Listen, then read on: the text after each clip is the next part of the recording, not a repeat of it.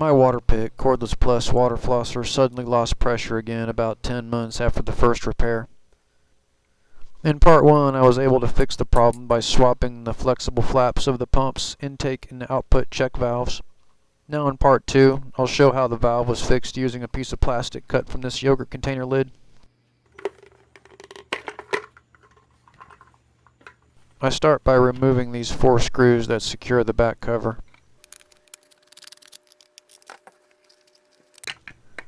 With that cover removed, I can take out the screws holding the pump.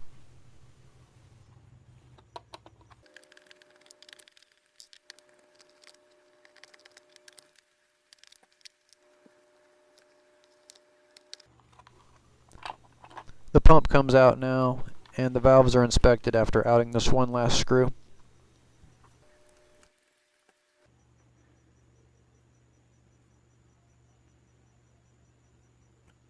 The intake check valve flap has collapsed into its respective orifice again.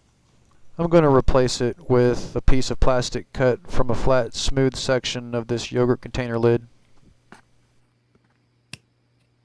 I cut out a 6mm square from the lid and then nipped off the corners.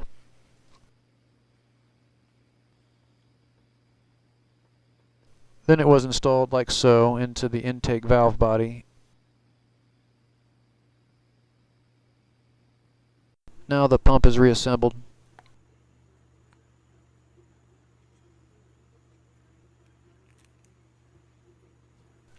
At this point, I decide to take a look at the valve that changes the pressure from high to low.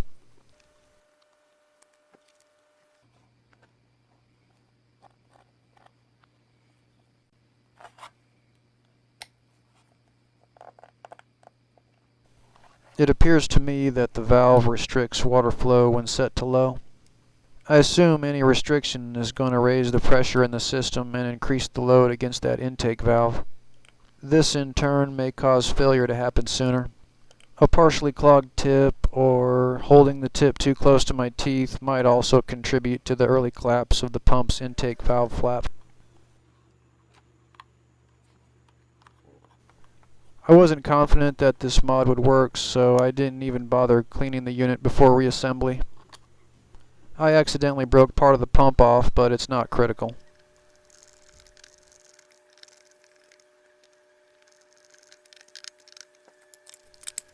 After reinstalling the pump and back cover, it's time to test.